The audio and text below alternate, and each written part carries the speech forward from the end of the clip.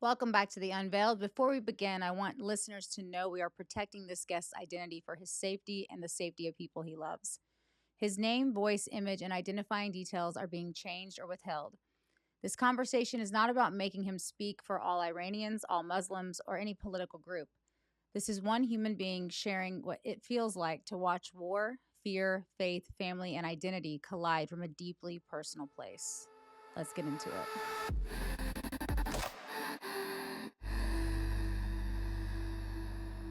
Well, first of all, I want to thank you for being here with me and for trusting me with your story. Thank Without you. Me too. oh, so without sharing anything identifying, how would you describe who you are? Let's say immigrant, I guess. Mhm. And migrated here in United States in a few years ago, less than 20 years, but it's getting close.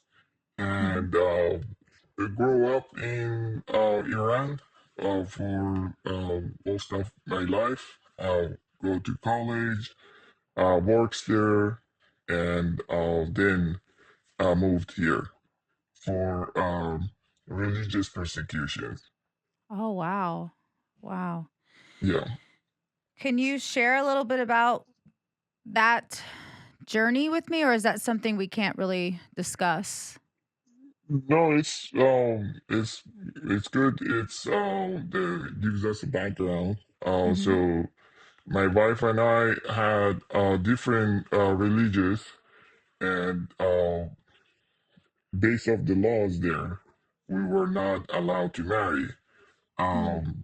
Or even if you marry like kind of like off the books or over there you can pay people to do some things for you, but their life would not be easy or uh, like really we could not build a life. A life Our together. kids would not be able to go to college or to higher education, like also my wife didn't, or were not allowed to go.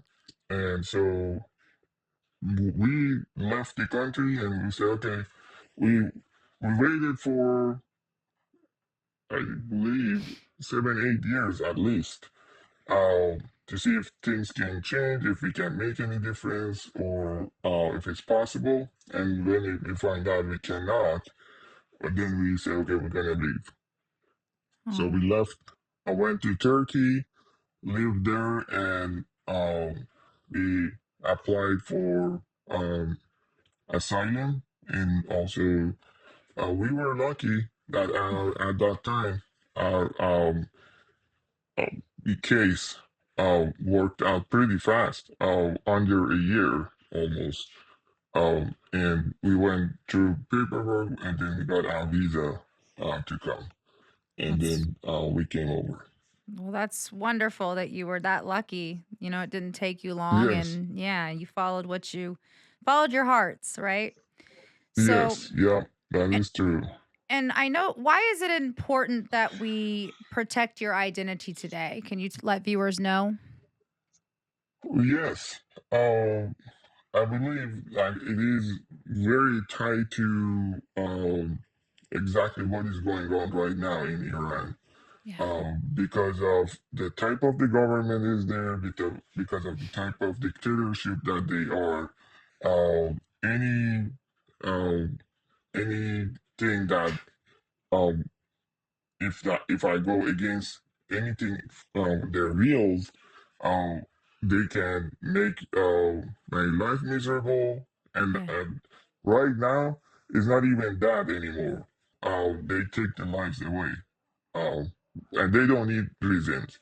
They don't explain to you, and they are not people that or the group that the regime is not following any laws or rules. Not also is not predictable. They are everybody can do whatever. It's no law land.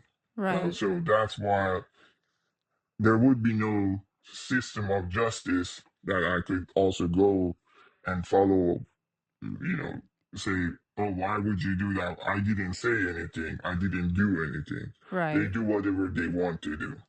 Right. So, for me, it's because mostly it's because well, I'm here, but my entire family lives there. So Yeah. I don't want they easily also do whatever they want to do to my family to get to me. Right. Right. I just wanted to make sure that that was clear to anyone listening.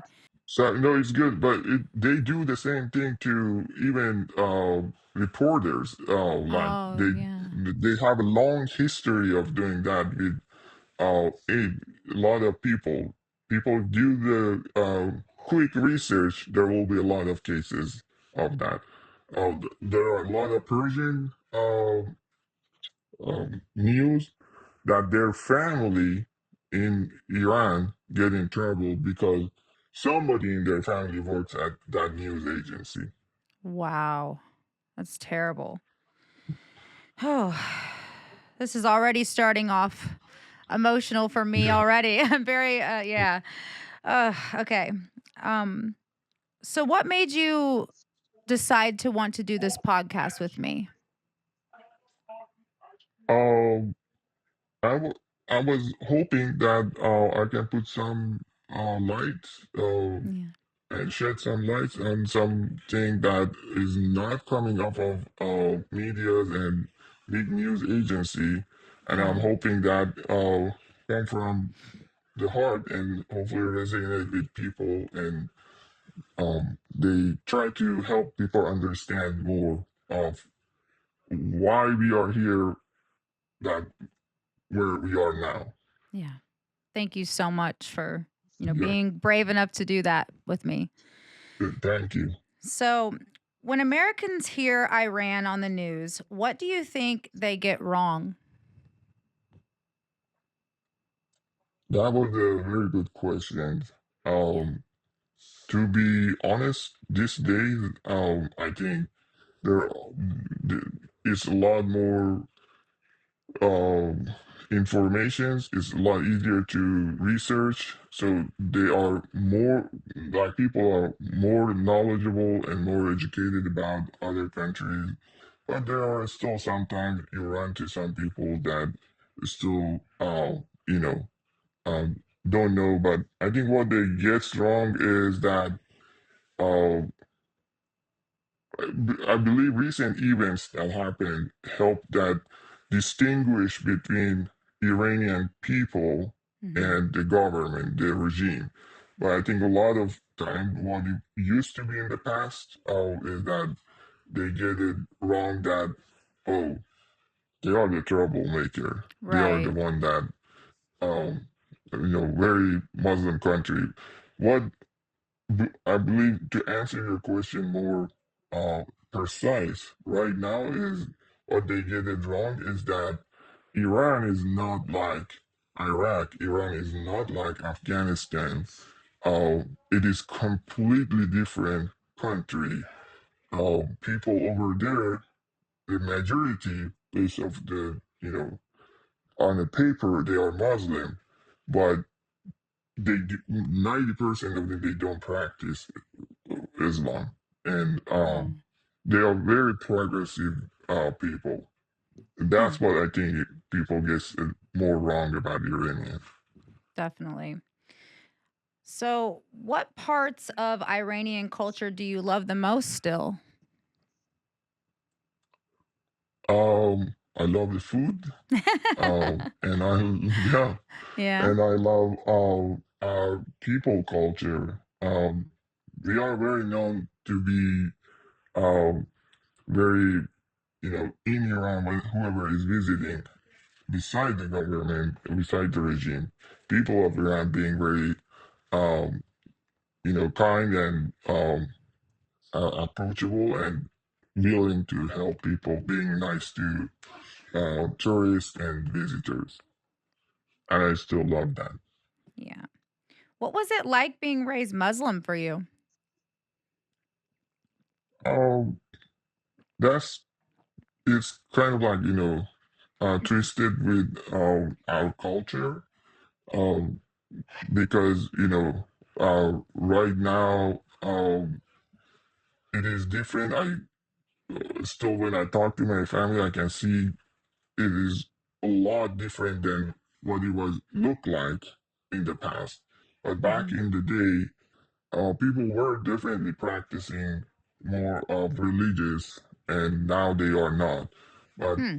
um, at my time, um, if, I was living in an Islamic country, so it wasn't hard for me. Hmm. Um, but I was lucky enough to be educated by my parents and my family, so I could see a lot more than just Islam and be, you know, open to everything. Yeah. Grew up much more open minded. I can tell. I can sense that with you. So, um, Thank you. how would you describe yourself spiritually today? Or are you just kind of out of that whole thing? I'm out of like Yeah. not really much of um I can't say any religion. I still believe in God. Yeah. And but Islam definitely not. Hmm. Um I don't go around and announce that I don't like Islam, I'm not practicing it, because there are consequences for that.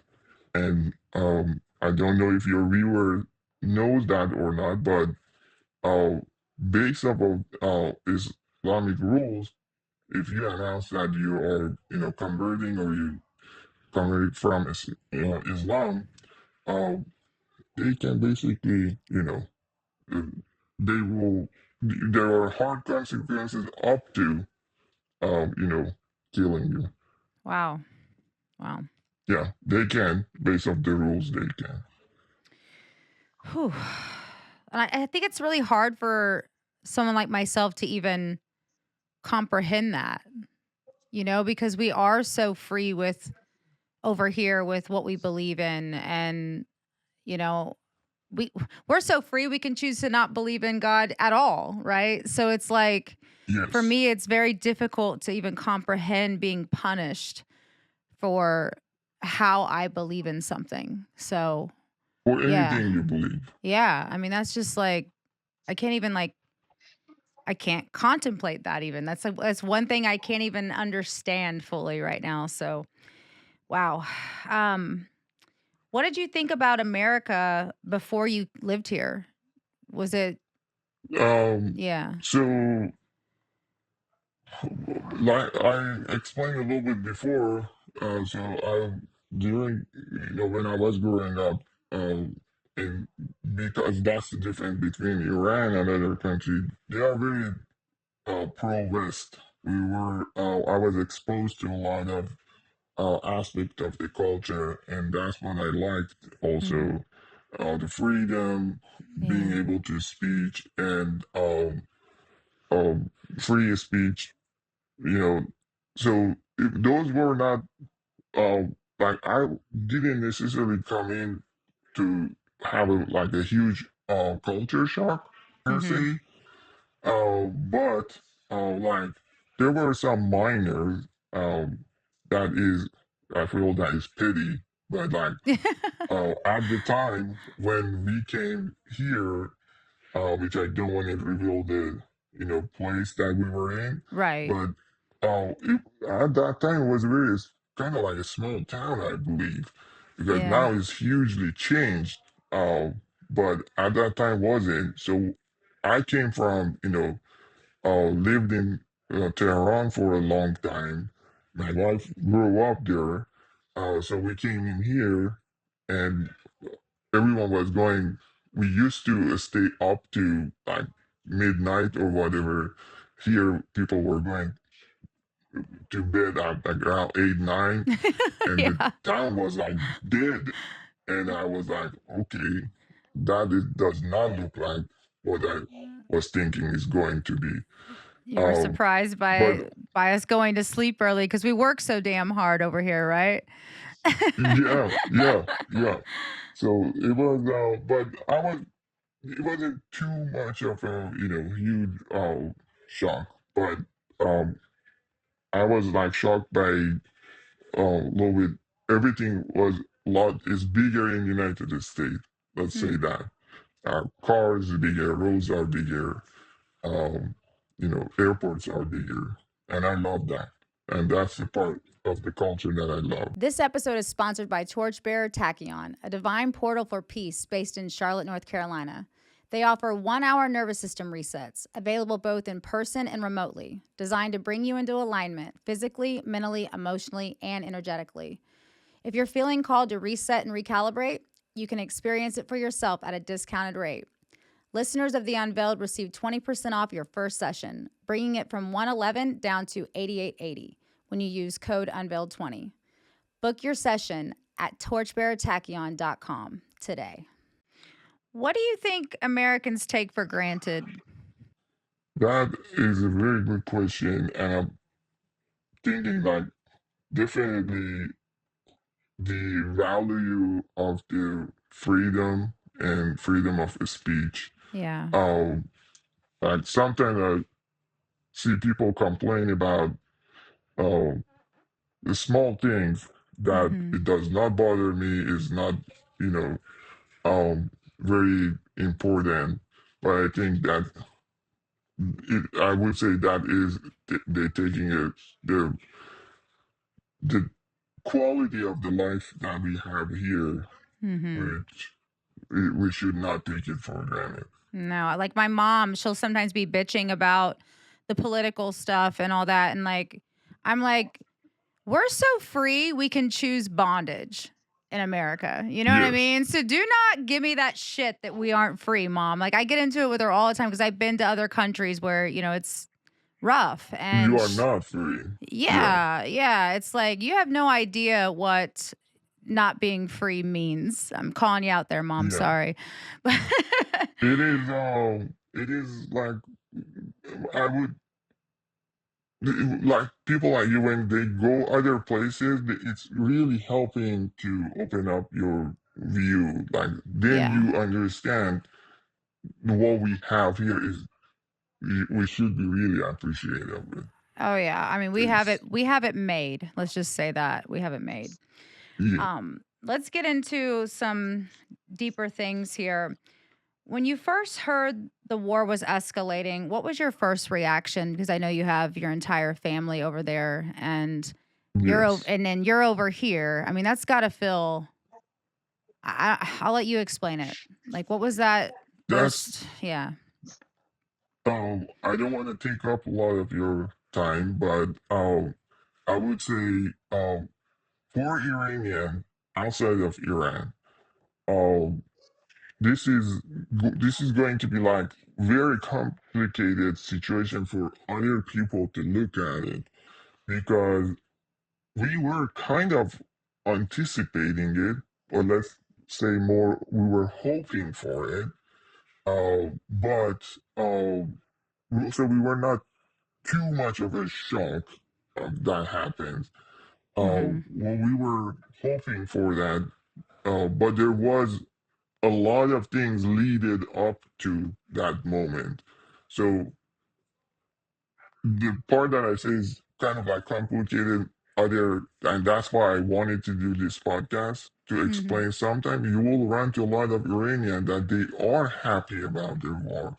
Oh. We yeah, I mean like 90% of Iranian, if you watch any of the Iranian news, like Persian news outside of Iran, um, they they they are happy with that what's going on. They do not Oh. want the president make a deal with the regime because that's you making a deal with mm, devil, and that's never gonna be good, Yeah. regardless of how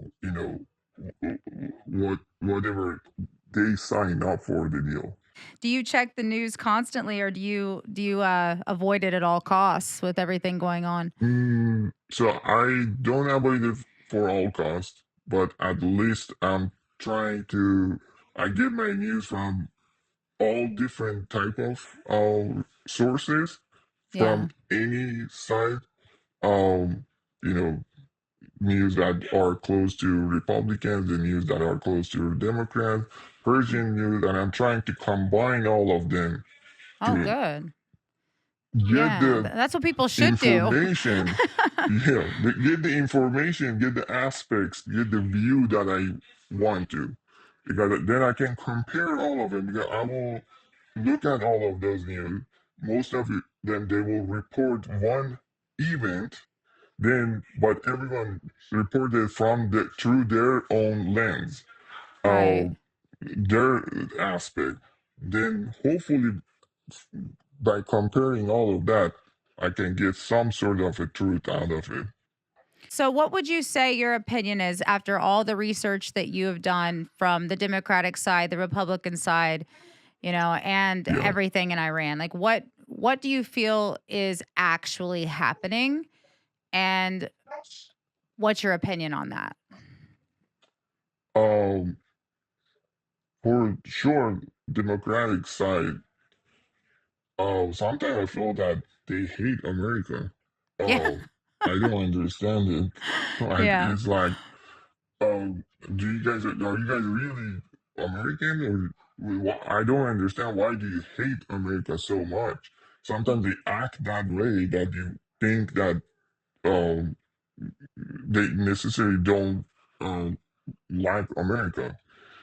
Um, because everyone knows that you can tell me one reason that the Ayatollah was a good person. So the world without him, I guarantee you, is a better place than if he was still alive. Right. So that's for sure. That's regarding Democratic news, but as far as the Republican news, also I think sometimes they take it too far. Um, but I would like to get truth, which is right now it's hard Mm-hmm. to get that.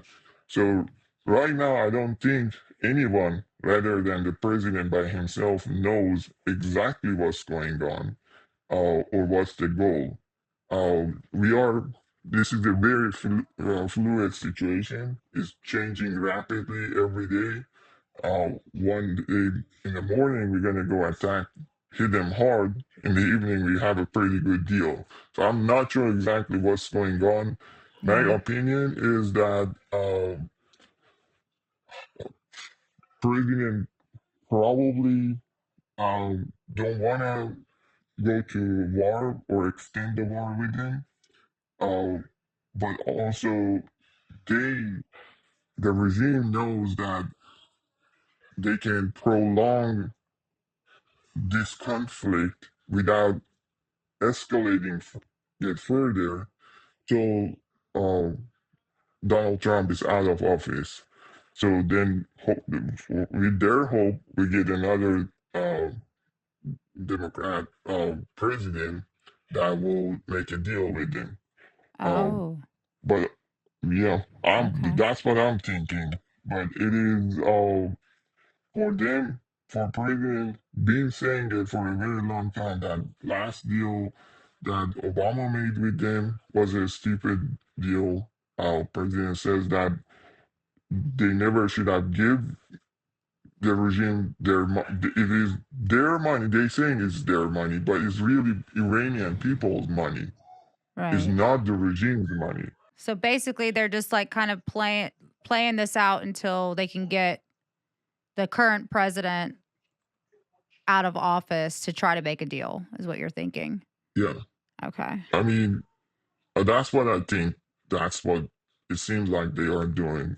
Yeah. But I think our president is smarter than uh, knowing what they are trying to do, and I'm hoping that at the end of the day, he will make a right call, and um, I'm hoping that stand to them and finish the job, because if that regime puts their hand in nuclear weapon, they will use it because Oh. that's their belief is So I've been hearing like a lot of Americans, Democrats, some Republicans even being against this against the and war. against what the president is doing Yeah, right now. What would yes. you say to them if you could? Um, a lot of them, I think I have seen their logic. They say that they are not immediate threat Yeah. because they don't have it. But if you wait till they have it, then you are too late. Yeah. So you can't wait till say, oh, let's see what they're gonna do. They already showed us that what they do. Right. So for your viewers, do you think I will ask you the question if they know that one of the events that kind of like promote the war was 2 months or maybe a month and a half before the war. Uh, there was a huge uprising protest in Iran. A lot of Iranian, uh, by millions, went to the street to protest against the regime with empty-handed. Does your viewer knows what happened? Probably The, not. the regime in all hundreds of cities and towns in because the protest was very spread out. It was all over the country. They used machine guns, Hmm. snipers in the street from to like mass murder their own people. They Mm. don't care about their own people. Why would somebody think that they would care about people that are not from their own country? So during that event, the estimate is in 2 nights, they killed over 40,000 of Oh Iranian my gosh. youngs. A lot of them that I know them, they were young kids, 14 years, 13 years, 12 Unbelievable. years. Uh, and they were just went to the street. They never believed that they don't have a gun, they don't have anything. Empty-hand justice protest. That Mm. should not be faced with the bullet. No. My producer has a question for you. She's always Sure. awesome. She rings in on questions. I love it. So hold on one Yeah, here second. with that. Hi. First of all, thank you for being Hey, with here with us today. I'm curious to sure. know the Iranian people currently. I'm curious to know what their stance is or what's happening with them in their mindset over what the United States and Israel is doing to them. Not necessarily what they're experiencing within their own government, but what they are um, experiencing with What the with United us, States what and we're Israel doing. is doing. Yeah. Yeah, yeah, good question. The beginning of the war, um, there was a lot of videos that came out also that people were dancing on the street celebrating that United States is attacking because I say majority of the Iranian believe that this is not a war against them. This is a war against the regime. They had so much of the faith on to the system, to the measures that United States and Israel will take to protect all innocent civilians. They and I give you a lot of example as and they will say that okay, this is a war. There are some casualties because when you drop a bomb,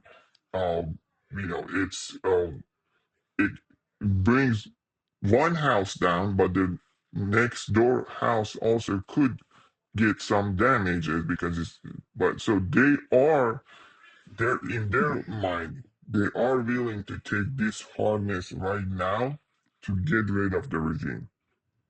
Hmm. There was some point of the war that President threatened that he's going to hit Iran infrastructure.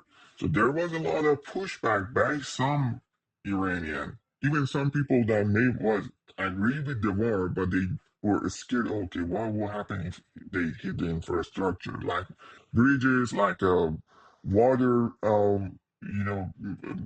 facilities, gas facilities, like stuff like that.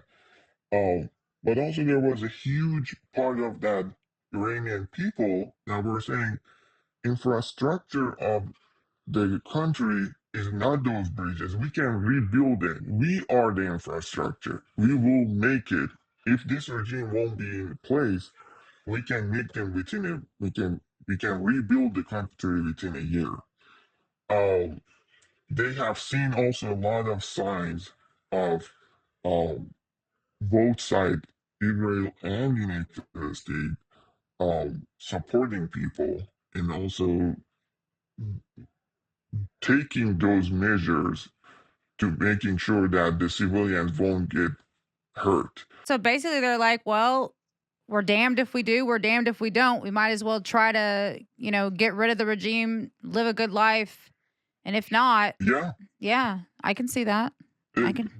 well, United States, we went through the Civil War. There was a cause for the freedom, and unfortunately, is that Iranians don't have guns. That's why I'm not against the gun freedom of having guns here in the United States, because Right. I feel at least we may not be able to stand up to the government, but at least the cost of government wants to taking our freedom of us away, it will be high. If Iranian had guns, the regime would not be easily able to kill them on the bottom of the street in 2 nights. Exactly. Whew. So, what do you think the media gets wrong about Iran? Um, I think media, both sides, they know the truth of it. They just translate it the way that they want to serve their own purposes, each side. Exactly. Because nobody can reflect the true majority of them. So I think the media, they following their own propaganda. Yeah. They just serve their own purposes. That's why I'm so scared to watch anything, because I'm like, how the fuck do we know what is even real? There's so many narratives being, thrown around loosely. It's, but I mean, got to be educated. So. Yeah, I think we don't have any other option than just getting our news from them, but you have to take it with a grain of salt. Also get it from both multiple resources, two different parties. Hopefully they will give you a better angle at something. You have definitely changed my mind about things since I've walked through the door. So thank you so much. I can't believe we've been talking for almost an hour. So I've got 3 more questions I at least want to get through. Because you've really answered. I'm sorry, I talk a lot. No, you've actually been answering my questions before I've even asked them as you were going. So you're really good at this. If this is your first podcast, just so you know. Definitely first time ever. Yeah. Yes. What do you want people to remember the next time they hear the word Iran? I would like them to remember that there's a huge difference between the regime and the people. Mm-hmm. People loves to be part of the world, be a good player in the world, and participate and get along with the rest of the world. Definitely, Iranian doesn't deserve to be the people that cannot get a visa to go Europe because you're from Iran, you can travel anywhere. We well based off of laws. I haven't been able to see my family for such a long time, 14 years, 15 years. Oh my gosh. They can also travel here because which I understand why they cannot. Because like a lot of people say, are you not upset that Trump blocked with the travel ban on your country and your parents? And I said, well, it is very unfortunate, but I understand why. Because Mhm. if they need to do any background check, who are they gonna go ask? The regime of Iran? Tell me who is this guy? They will tell you whatever they want to tell you. You can't trust whatever the regime tells you that. Right. So it is really tough situation for the people. So I Yeah. hope that next time people like whoever hear the Iran understand there's a huge difference between the people of Iran and the regime. What's one thing you hope that this conversation helps people to feel and understand? Um, I hope that people get out of this conversation that Mhm. this war is not as black and white that either side of the media is telling. Yeah. There are a lot of gray area in there. It's way more complicated than what it looked like. So there are going to be a lot of tough decisions that our president has to make, and we as Americans, we may have to face tough decisions. And I'm hoping that helps your viewer, gives them more insight on why the president has to make those tough calls. Yeah. Certainly, I do not want us to be in any war, but sometimes that's the only language that the other side understands. Oh, wow. That was really, really good. How to put that. Wow. Yeah. Well, thank you so much for coming on here and, telling your story with me and, enlightening me. I had no idea that the people felt the way they felt over there about this war. So, Yeah. yeah. Wow. Definitely, that did not change their opinion for American. Like they are pro-West. They like American, like I do. Yeah. Oh, Iranian. I'm talking about Iranian, Uh-huh. and this also helping them to liking them more because they feel that United States is helping them to get rid of the regime. Thank you so much for coming on here and I Thank just you so appreciate much. you so I much. enjoyed.